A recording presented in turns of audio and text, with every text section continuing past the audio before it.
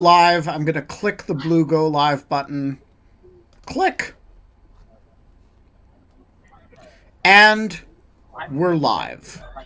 It is Tuesday, October 19th, 2021, 5:01 p.m. And I have a story to tell you related to the iconic view that you are now seeing over Jordan Ellenberg's shoulders, the essence of Wisconsin, proto OG Wisconsin view, the Union Terrace or whatever it's called. The other day, I was scrolling Twitter and I came upon what is now my new favorite Twitter feed, at Terrible Maps. And the at Terrible Maps Twitter feed is approximately as dear to my heart as the old Spurious Correlations website used to be, until Spurious Correlations hung up his spur Zeus and went to law school and became a lawyer. That's a true story, by the way. But the spirit of Spurious Correlations left his body and entered whoever it is who produces the Terrible Maps page on Twitter. And at Terrible Maps had, I think, a very important map the other day, which I call upon you to look up if you haven't. It was a map of the legality of owning a kangaroo in the United States. And wait, we don't have to. They don't have to. Well, hold on. I'll just show it. yeah, we can actually bring up the map, and and the green states, and there are only three of them here. You can actually own a kangaroo in the United States without a permit, whereas most states you'll see are red, and that includes the District of Columbia. You can't own a kangaroo even with a permit. Note that in New York, where Kate is, it's a no kangaroo state. Fascist. Yeah. But in Wisconsin, you can own a kangaroo without a permit. And I just want to say there are constitutional rights at issue here. I mean, there are, you have your Second Amendment right to keep and bear arms. This is a kangaroo. You can own a kangaroo in Wisconsin with no Kangaroo permit. arms. That's right. For kangaroo Punching. arms. Yeah. And so Sorry, I had to do that. I thought of immediately when I saw this, the only two in lieu of fun guests we have had on the show who are from Wisconsin. Those are Charlie Sykes and Jordan Ellenberg, and I immediately pointed out to them that they have the right to unrestricted kangaroo ownership. See, that is not what I thought of when I saw that. You know who I thought of one of the in lieu of fun guests when I saw that map? Mm-hmm. Mike Chase. Just because I feel like Mike Chase makes it his business to know bizarre, antiquated laws that are not enforced. Or That's true. Right? Although it's not. I know this one's not a criminal statute. It's not criminal, and it's state by state. It's not federal. So I get it, but that's where my mind went. But anyways, all that being said, I immediately flagged this for Jordan, who did what any red-blooded American would do. He notified me that he was going out to buy a kangaroo because he could. And he even told me that was why he had moved to Wisconsin in the first place. So, Jordan Ellenberg, we are not allowed to have fun anymore. And unlike you, we are not allowed to have kangaroos, at least not without a permit. When did you decide to buy a kangaroo? I pity the fool who can't have a kangaroo. I just want to start with that. I think And that's a great line. I'm sorry for the connectivity problems. There are, as you can imagine, almost everyone here has a Kangaroo, and so they're. I think that the routers inside campus are often kicked by people's Kangaroos who are allowed to roam off leash inside the student union. And so, if I depart again, just know that the router has been the subject of a vicious Kangaroo kick. Will you remind me what's the other state, Ben? There was 2 states on West the terrible Virginia. map, right? You said it was It's West Virginia and South Carolina. Yeah. 3 states that you can have. But the thing is, if you are in West Virginia, you have to be represented by Joe Manchin. And if you're in South Carolina, you have to be represented by Lindsey Graham. Whereas in Wisconsin, you can be represented by, Ron Johnson. So that's better. I wanted Ron Johnson, who doesn't know that Social Security is inflation adjusted. Right. Oh my God. I was actually thinking today, Jordan agreed to come on 45 minutes ago, something like that. How many people did you try to get before you wrote me 45 minutes before your podcast actually not many. Not many. But we just belatedly put the show together today.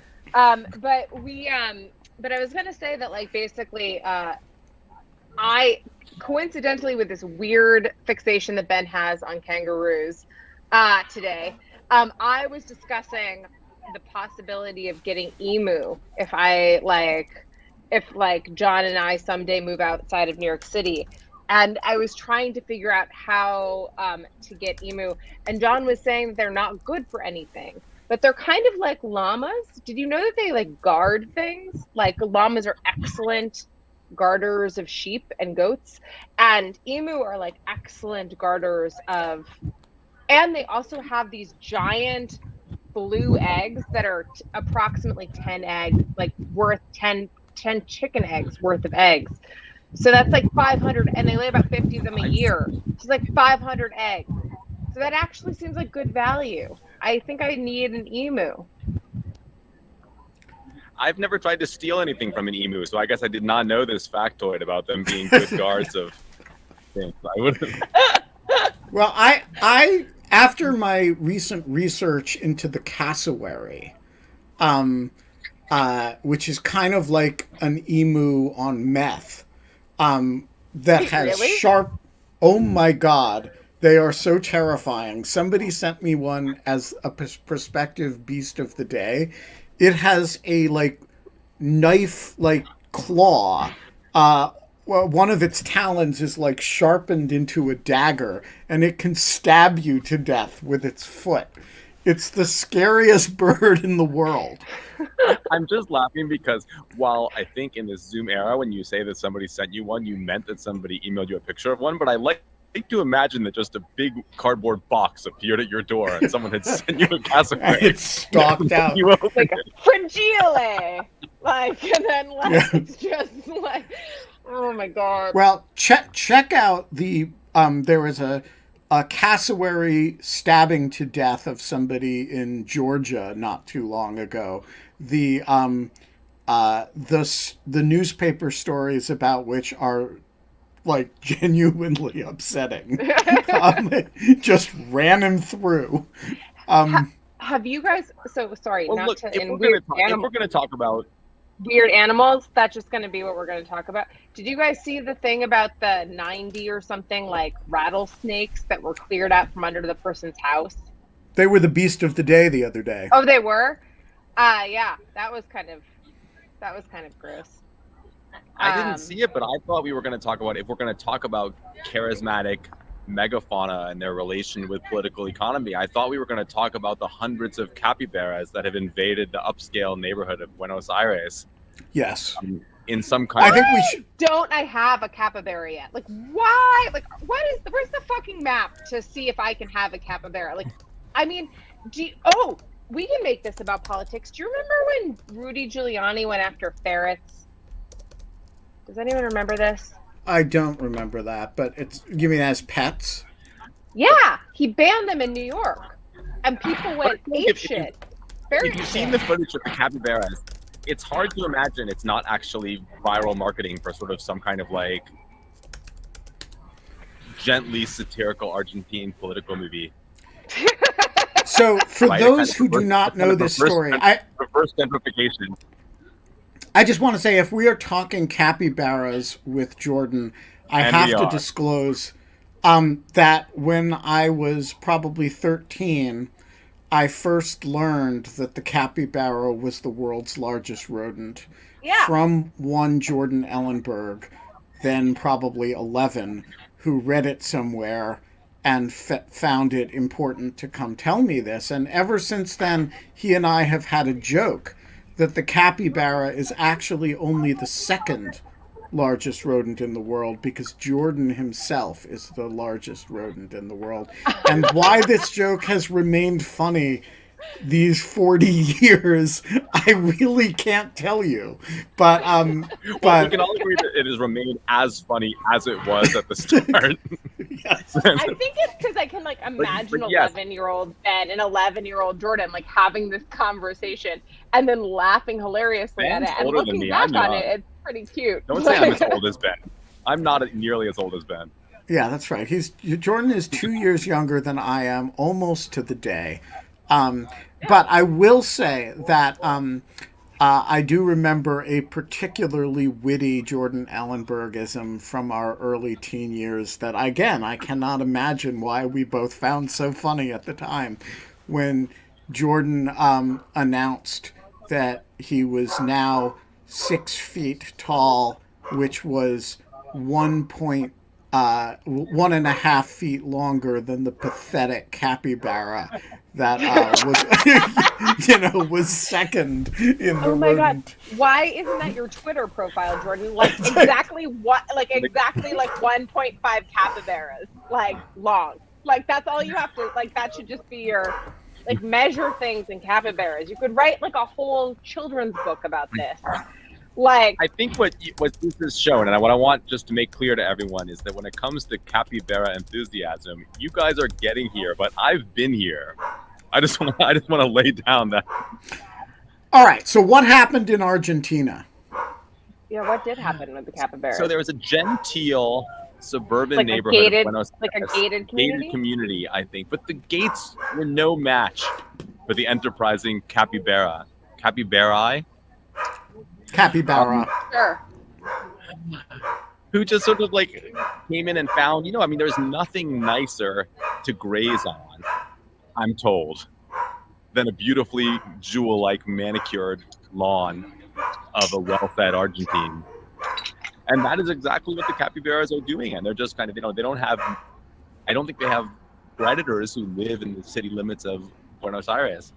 And somehow it's sort of like a beautiful symbol of the fact that you can only manicure your life so much. Nature is always there, ready to sort of So appear and how start many eating capybaras have invaded this neighborhood? The pictures are amazing. It's like, I'm gonna find this picture and then I'm gonna Yeah, share it. I mean, it's hard to know. It's hard to know because, of course, the pictures are chosen for high capybara density. It's like, when they sort of show you some like riot and it's like one trash can that's sort of smoldering and they sort of shoot it so that it looks like the whole city is aflame. So, I mean, I'm sure that they shoot the maximally capybaric. yeah, but it sure looks like a lot of capybaras. It's like hundreds, right? I would say hundreds based on. Right. Well, it's as Trump would say, it's the most capybaras that have ever gathered in a gated community.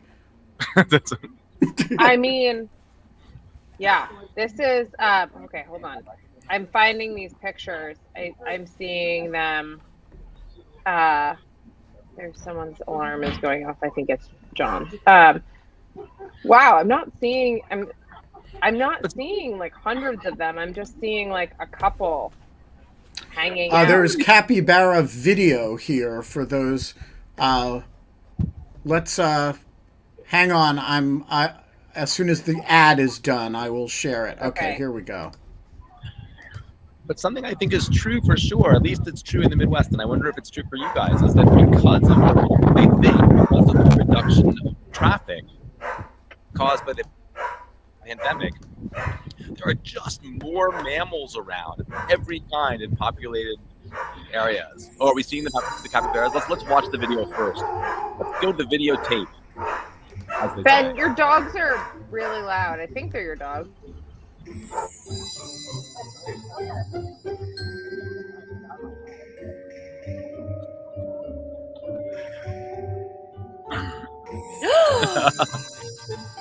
Right? So cute.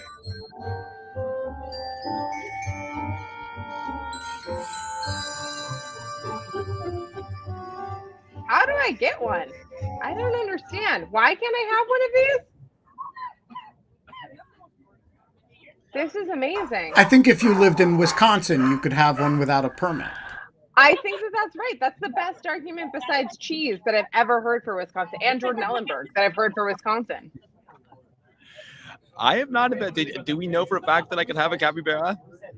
No, I just made that up. Okay, I will say, however, that one cool thing about capybaras that we did not know when we were teenagers is that the capybara is unusual in that it will raise the young of virtually any mammal. And so in zoos, when they have orphaned animals, they just give them to the capybaras. Wait, so you're saying if I had a capybara, not only would it be cute and impress the neighbors, but it would like take care of my kids for me? What's the Your downside? kids are past nursing age, Jordan. No, what I'm saying, it's an opportunity missed. That's what I'm saying. Had I had a capybara like 15 years ago. Oh my God. I will say that like this reminds me. Mistakes. Did I ever tell you, Ben, have I told the story on the show about like the pigs and tiger costume story? Well, yes, but probably not since most people on it have been on. So try again. Are we drinking already? I didn't know that. Yeah, but it's non-alcoholic, so okay. It's not very exciting. It's not bad. All of these new like fangled like non-alcoholic beers are like quite excellent. So anyway, so when my first job out of college was at ABC News, and I was an associate producer for the website. It was kind of a great job. And it was 2006, 2007. So it was like proto, like kind of news blog days. And at some point, the vice president of all of ABC News, who will go unnamed, he was one of the vice presidents, sends this chain email that has been like, remember how people used to have like chain emails, like, and they'd forward them and forward them and forward them. And they sent this chain email around to you all not of have a dad? What? No, do you not have a dad? I literally filter him. Like there's like, I don't get those emails anymore. But basically he like one of the emails that had gone around was this fake news, and this is like people just don't remember this about misinformation. It was an email that was supposedly a story of a zoo in San Francisco that had a tiger like mother had lost all of her cubs, and so she had stopped eating and was so sad, and like they needed her to like and like to like want to live, and so they dressed up a bunch of baby piglets in tiny little tiger costumes and put them with this tiger mother. And like instead of eating the piglets, like this tiger had nursed all of these baby piglets with her tiger milk, and like this whole thing. And the vice president, one of the vice presidents of like ABC News, sends this to like my producer and my boss in charge of me, and says, "This is excellent. We should do something on this." And my producer turns to me and goes, "Kate, make a slideshow." And she's like, slideshows are like the thing, like, right? Because like you make these stupid captions and you get all these clicks. And this was like before there was a fancy word for it, like called surveillance capitalism.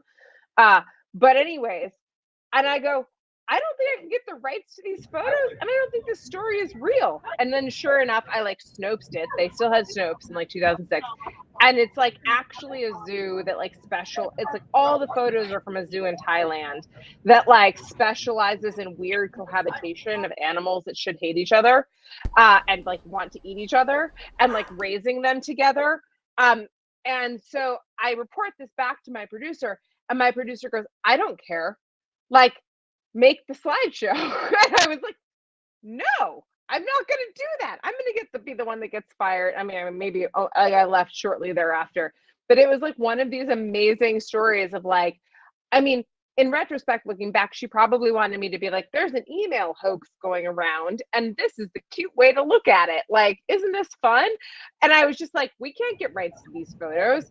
Like, this legally, we can't do this. This is insane. But this was like, I mean, I actually wish more people had that kind of story as background. Wait, so Kate, are you telling me that all along this famous Amy Chua book about the tiger mother, that actually the reason it was so hard for her children to learn to play the piano was that they were actually tiny piglets that she had been fooled into thinking were human beings? She's actually at a zoo in Thailand. She's actually at a zoo in Thailand and not at all at Yale. Like, it's just, that is like... Actually, Yale is kind of like a zoo in Thailand.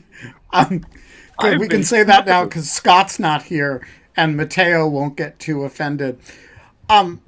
So I have a serious question for you, Jordan, which is how long before that beautiful weather in Wisconsin that you're experiencing now becomes like the uninhabitable, disgusting winter of the far north? Can I just show you guys the fucking beautiful terrace? I'm just going to move away and show you guys what every day. Here, let's look at this scene. Look at the scene. Everybody's kind of hanging out. This is so lovely. I'm sort of moving my laptop around, so it's hard to. It basically today is this is the time of year when it could be low 70s and gorgeous as it is right now today, and I think it's going to be sort of 50 and rainy tomorrow, and it'll sort of oscillate like that sort of throughout, but we don't know. Sometimes it snows on Halloween. Part of the joy of it, Ben, is that you just don't know, and you sit out on the lake while you can and nuzzle your pet kangaroo and drink beer, and because you just never any day the pet kangaroo can carry beers for you in its pet pouch. And then tomorrow we're buried in snow, eating the roasted flanks of our kangaroo for warmth. Yeah, like the capybara is just like on a spit next to you over the fire. No, we don't eat capybaras. They're too like. Oh, by the way, people do eat capybara. I know they do. That's why I made the joke. Yeah, I think. You know, fighting with Ron Johnson for the last piece of kangaroo as we like struggles for survival in the frozen wasteland. Back, Ron, back. That's right. All right. Like him with the kangaroo femur. We are going to start bringing in audience members for questions. I just warn you, the questions have to be framed in terms of kangaroos or capybaras. You can ask whatever you want, but... Didn't Wisconsin have a very reasonable congressperson or senator at one point? Was it Russ Feingold? Like a Wisconsin senator? Am I making that up? No, you're not making it up. That was real. That really happened. Yeah, that seems like a very long time ago. Fellow Madison Blue Russ Feingold. Richard Wattenbarger, the floor is yours. What is your capybara or pet kangaroo question today? My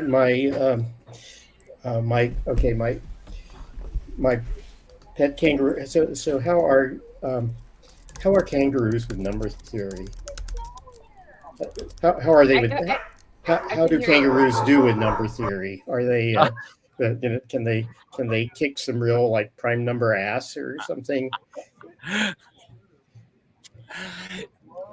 That is a great question. I would say we do talk a lot about like hopping from prime number to prime number. That is like a term of art in our field. So I guess they could be useful for that. I'm trying to do something with pouch. I got nothing. Well, so I have a similar question though. I remember So I was a math undergrad, and I remember struggling for hours and hours to get 3-line proofs in a number 3 course, and it was like I was having an existential crisis. And I tentatively I traced it back to something having to do with having been raised by capybaras, but I'm not sure what that was. How that was. I was wondering if you'd ever had any experiences like that, and if and how did capybaras play into this? I mean, obviously, what's great about doing math for a living is that you just have like existential crises every day. That's just the nature of the thing, and then which I think can be soothed by rubbing some large furry creature that's in your lap, which could be a capybara, or it could be a kangaroo, or it could be any number of the sort of charismatic, mega, and completely Wisconsin legal fauna that we have available to us here. I love all of this. I also love like your quick like nomenclature around how to like describe the animals that we're talking about as charismatic megafauna, which I like to think that it would have taken me like, if I was like, that seems like the capacity of like a New Yorker editor or something. No, it's a phrase. To like kind of like it's an actual phrase. I wish I made it up. But the charismatic megafauna are all extinct.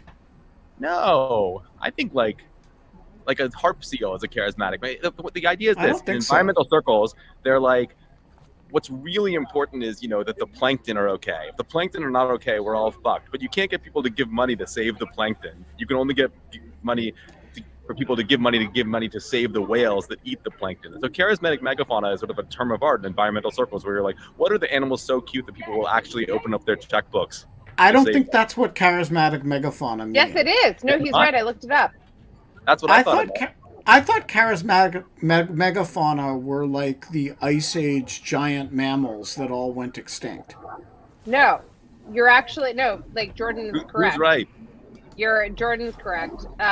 Examples include Bengal charismatic megafauna. This is according to Wikipedia, which is basically God. Are animal species that are large of the relevant category they represented with symbolic value or widespread popular appeal, and are often used in environmental activists to gain public support for environmental goals, including Bengal tigers, African lions, blue whales, humpback whales, giant pandas, bald eagles, California condors, harp seals, and penguins, among countless others. Huh. Yeah. Well, I was completely wrong. I always thought it was like the giant ground sloth. No, those are. I mean, yeah. It's not. They clearly would be charismatic megafauna were they still around to be used in fundraising. I think the giant ground sloth is one of the great all-time beasts, and blue-footed booby.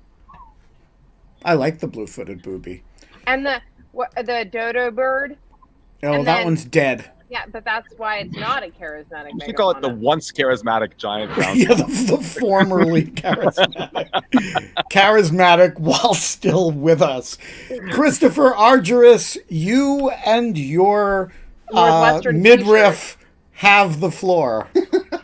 You stole Hi, Jordan. So I think you can tell my question is coming up. Screen. When the new president of Northwestern from Chancellor of UW was announced last week, you tweeted, Chancellor Blank has been a great leader for UW-Madison through complicated times, and I just plain like her. I wish her all the best of luck at the second best school north of Chicago. So that was a great tweet. I just returned from the second best school north of Chicago for the weekend. I just would like to get some insight. I don't know. That's not coming from me. I just like to get some insight into what she's like as a university leader and as a person that you like so well.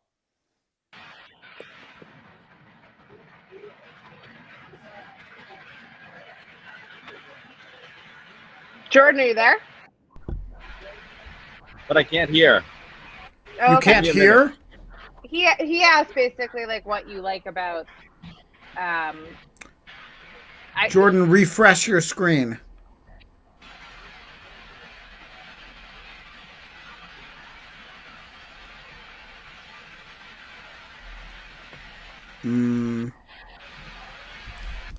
Let's do this. Let's bring him back in. Okay. That's fine.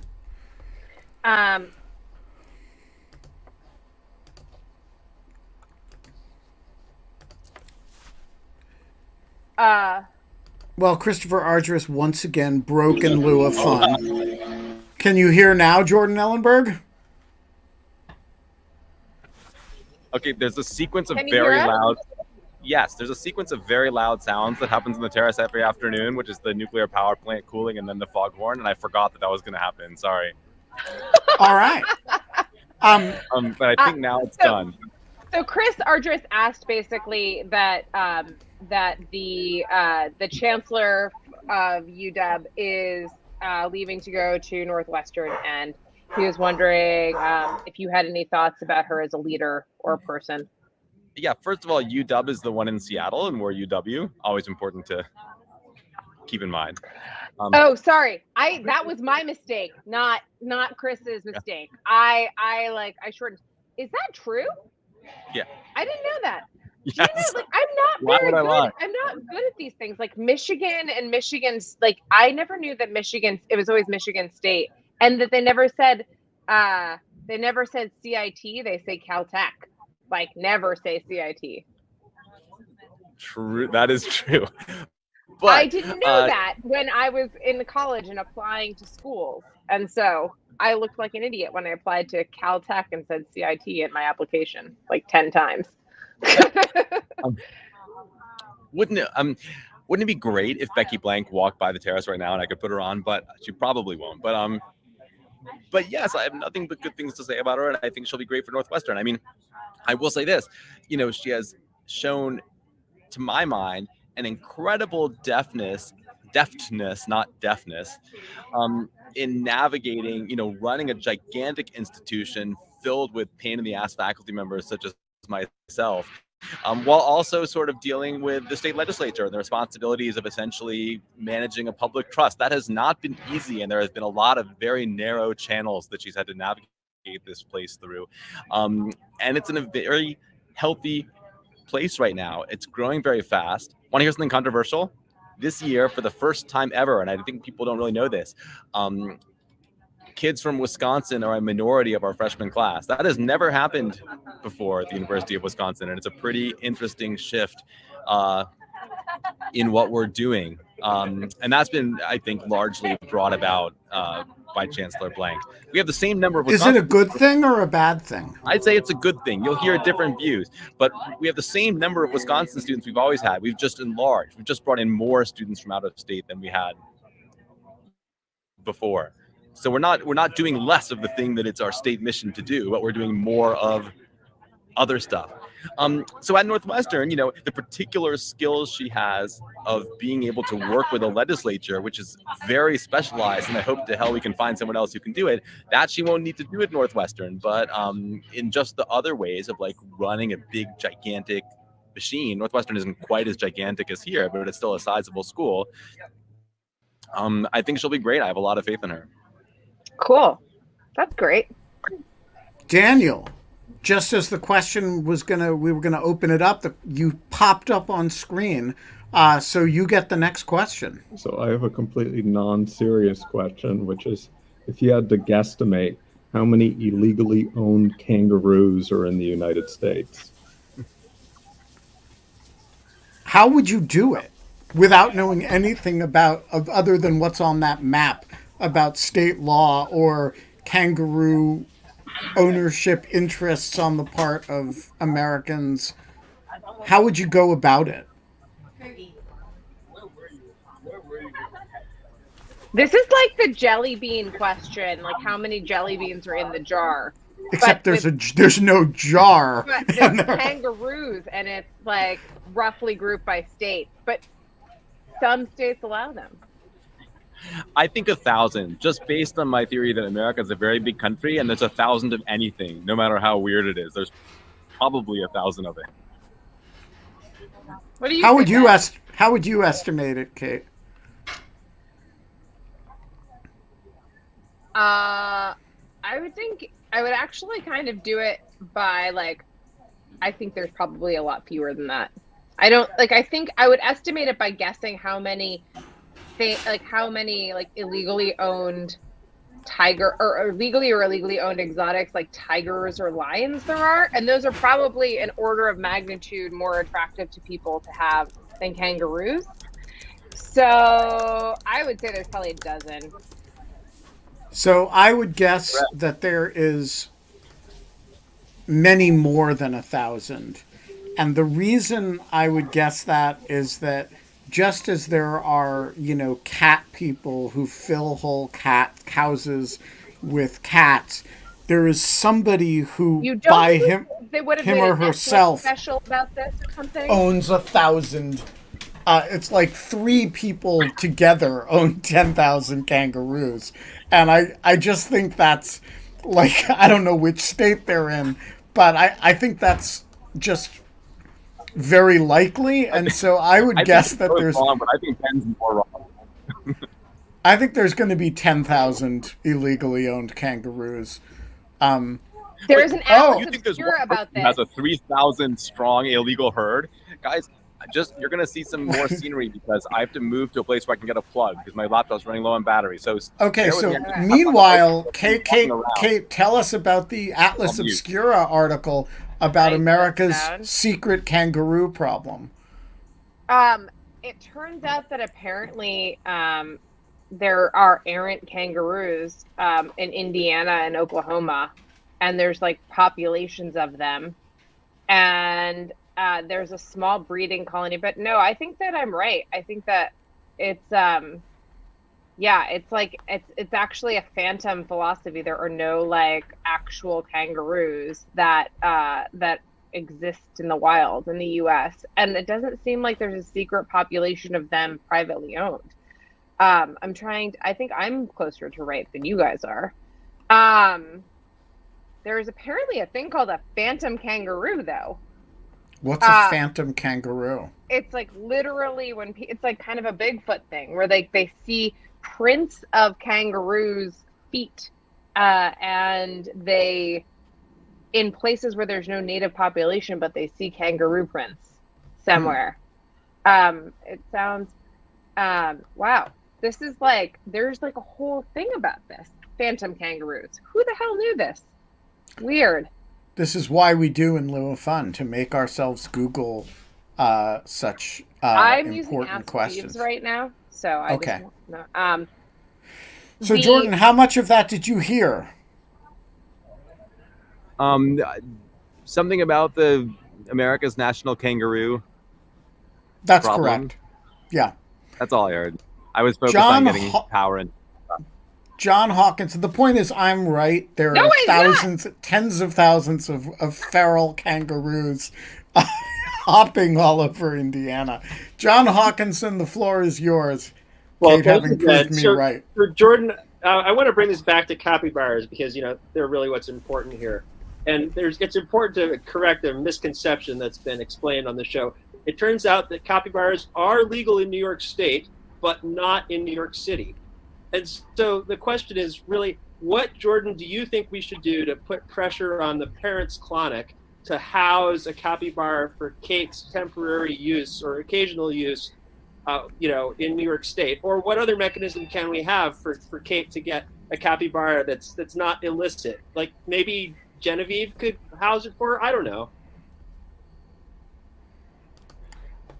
What do you think, Jordan? I guess I just think like at last a use for Long Island. I'm very excited about this. Like it's like convenient to the city, and you can have a capybara.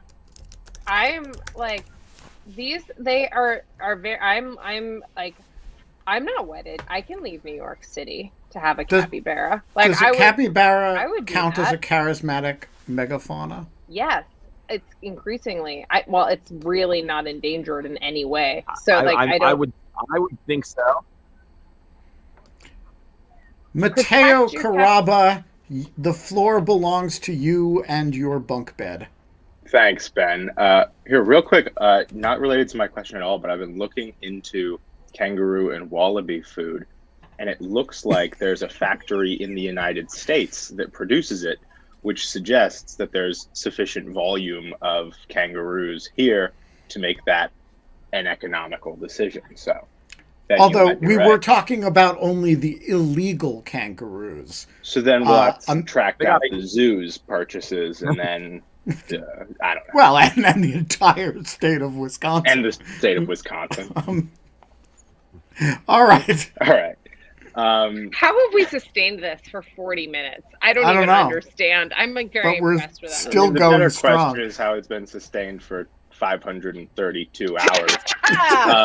Sick burn, Mateo. I've been here for 200 of them, so it's a burn on me. So my question is for Jordan.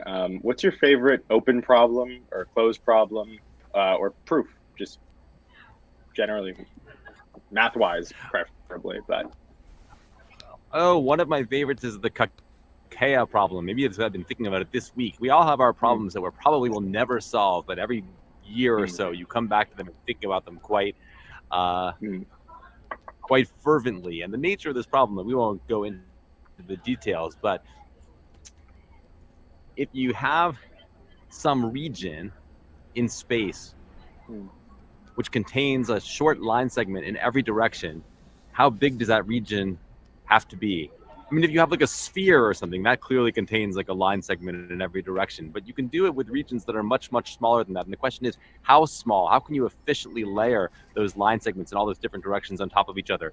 It's a very, very fiendishly difficult problem, which I've just this week fooled myself into once again thinking I have an idea about, which probably won't work like all my other ideas, but I'll probably never stop coming back to it. I'll tell you. Is it for 3D space in particular, or what? Is it for 3D space in particular, or is it space for, it's known in two-dimensional space? In two dimensions, it's known, and the question is for all higher dimensional spaces. All right. Do you have thoughts on this, Mateo? Got any ideas for Jordan? I have a 3-hour drive, and I'm going to be imagining versions of this and getting just interested in it. But I'm 10 years of school away from being able to give Jordan advice. Somebody a postdoc in England just solved the p-adic Kakea problem, which is a version of this problem, and I'm very excited about understanding the new ideas in this guy's proof. So that's the latest development. What's the p-adic version? What would that look like? You got, if someone wants to search for p-adic Kakea conjecture, there will be a link to this new preprint by Arsovsky, and they can post it. It's like a 6-page paper. It's great. I tried to prove this like for 10 years, and this guy proved it in 6 pages. Very impressive. And so, where does the word Kakea come from? Is it like a reference to a coconut? No, it's a guy. Oh, it's a person. Well, I thought it might be a kind of kangaroo or something. I don't even know how to spell it. It probably is also. I mean, it's also the name of my kangaroo. I thought that was clear. Yeah. Okay. There's just checking. Here, so I have a question for you, Mateo. Do you think the magnets work in space? Is this a trick question? That magnets, why wouldn't they? These kind of magnets? Do I think that they work in space? Probably, yeah. Yeah, I do. Okay. Is this like a setup for a joke? No, I just woke up the other day and had a dream that magnets suddenly didn't work in space for reasons that no one could understand, and so I woke up and made sure that they could still work in space, and so that's good because we wouldn't want to keep sending magnets up into space if they weren't going to work. What would happen badly if they didn't work in space? Would stuff start falling out? No, in my dream, a lot of power, there were anyways. It was a nonsensical dream, but in any event, it was a very weird. I was just gonna see if it was It struck me as I woke up and I was like, man, what's going on? Lisa had, according to the chat, had a dream that I was writing a cookbook, so I guess I should write a cookbook. Oh, that would be great. Yeah. I have to say one of the greatest intellectual experiences of my life was taking physics in college, where they teach you that magnetism has to exist. If you know how electricity works, and if you believe in relativity, then there has to be magnetism. That was amazing that you can just derive that there must be such a thing. That blew my mind. I just thought I would share that. So I have a very important question for you, Jordan, which is, would you enjoy writing an advice column?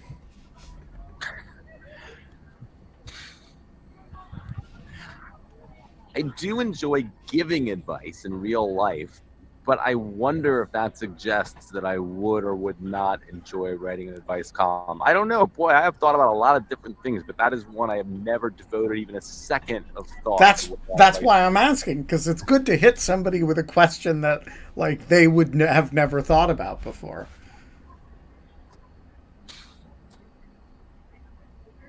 I feel like he would Probably be yes. excellent at it. Probably yes.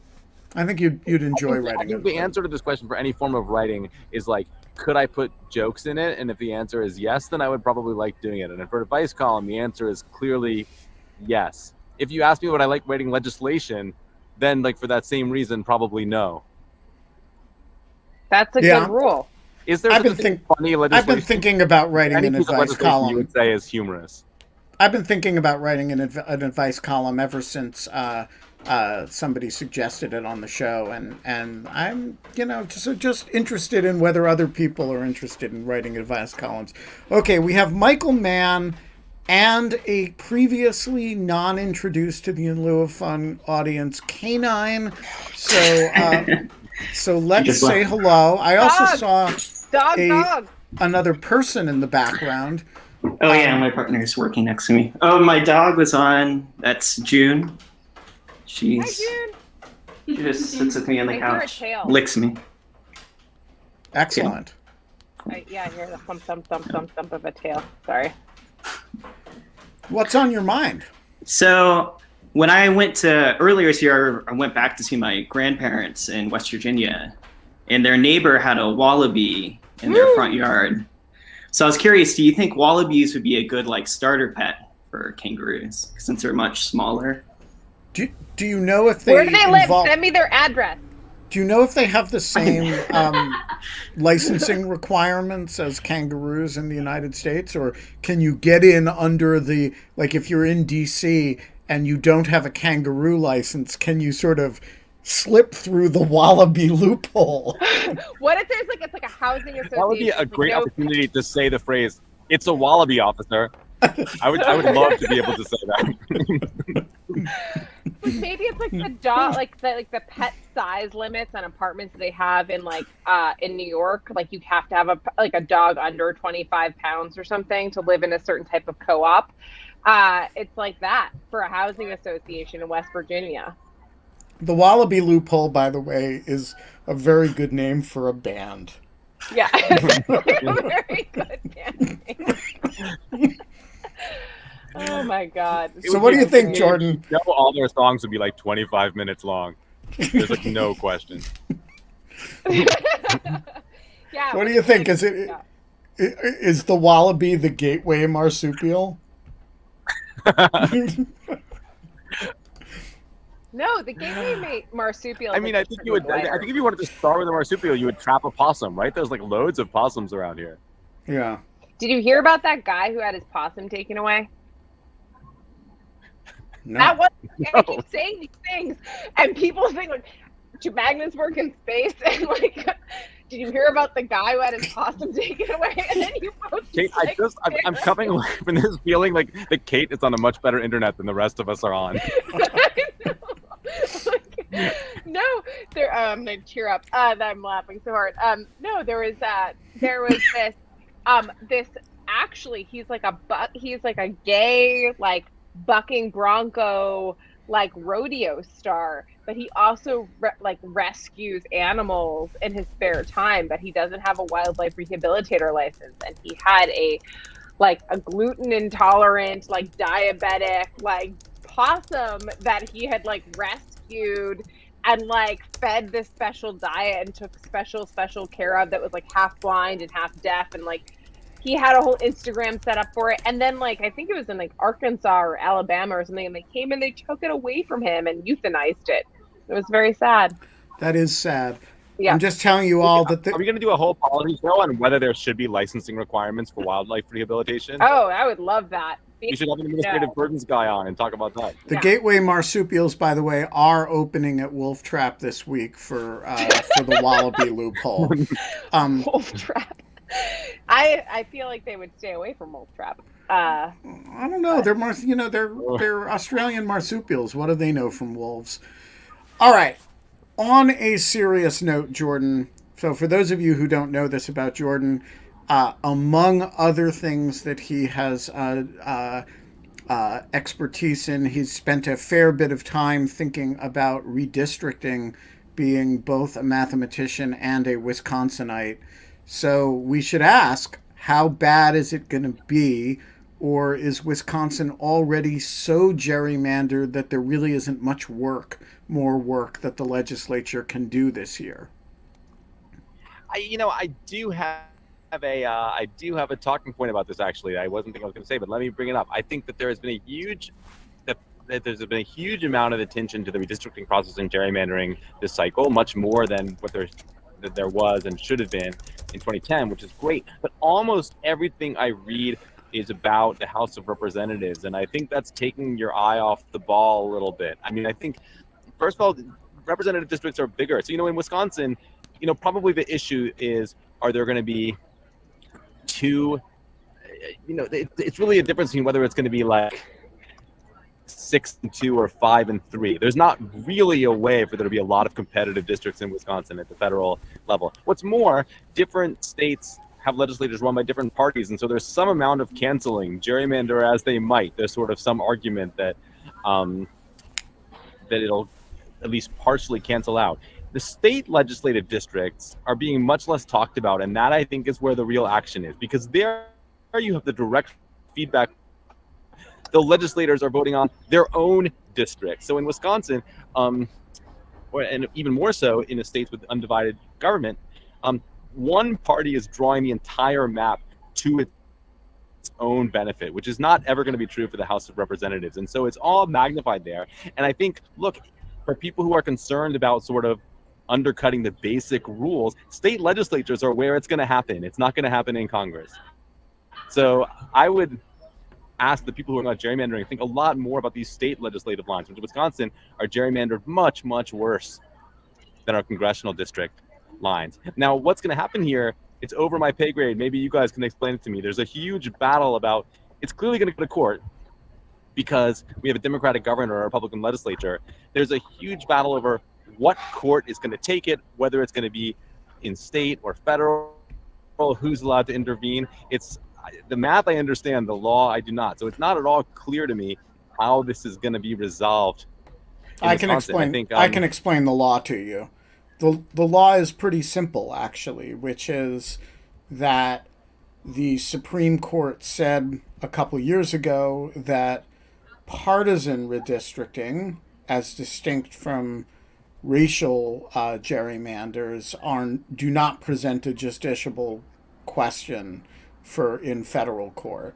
So that leaves the question of whether state constitutional provisions might, and that will vary a fair bit from state to state. So, for example, in North Carolina and Pennsylvania... This part I know, Ben. The question is, what happens if the legislature passes a map and the governor vetoes it? I think the legislature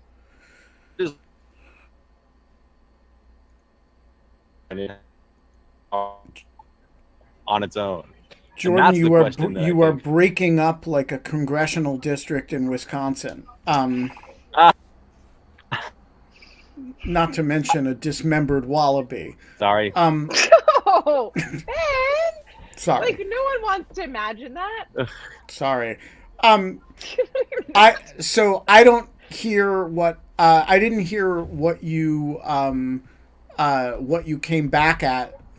What the procedures are for redistricting and what the specific role courts will play in them varies a lot from state to state. My impression in Wisconsin is that the legislature has the final say, partly because it has a veto-proof majority in one party, right? It doesn't. Yeah, so I don't know the answer to the question of what Wisconsin's specific allocation of powers when when the governor and the legislature disagree. I think they leave it to their Well, pet traditionally, it's been that a kangaroos to federal fight. court draws the map. Did you guys both make a kangaroo joke at the same time? I don't know what Jordan did because he I keeps didn't. breaking up. Was yours a wallaby Sorry. joke? Anyway, I had to move farther from the Wi-Fi to get my electricity. I'm so Well- happy that you joined us today. This was so fun. Yeah, I think we're gonna Me too. close it out. Jordan Ellenberg, you're a great American, a great kangaroo owning enthusiast. Please tweet pictures of your kangaroo herd, and we will all pretend to take it seriously. We will be back tomorrow. Kate, who's joining us tomorrow? Nicholson Price is going to be back. Winner of the one, the only, in lieu of fun, bow tie tying competition against a head of state. He crushed. Tomas still has not recovered from the defeat. I know, he just stopped coming to In Lieu of Fun, actually. We're going to actually have him back tomorrow for a rematch. That'll be great. And, Not since yeah. then Russell Vladimir Putin has a head of state been humiliated so thoroughly. Well, Putin won't show up, but Tomas, to his credit, showed up for this and, took his loss like the champion that he is. Nicholson Price will join us tomorrow. That'll be 23 hours and 3 minutes from now. And until then, Kate, Wow. We don't have fun anymore. But we do have Halloween herds of phantom kangaroos in One last Wisconsin. Are those kangaroos behind you? I thought so. Enjoy, everyone. they are. They're the what? kangaroos and the wallabies of Wisconsin. Yes. See you tomorrow, guys. You can just see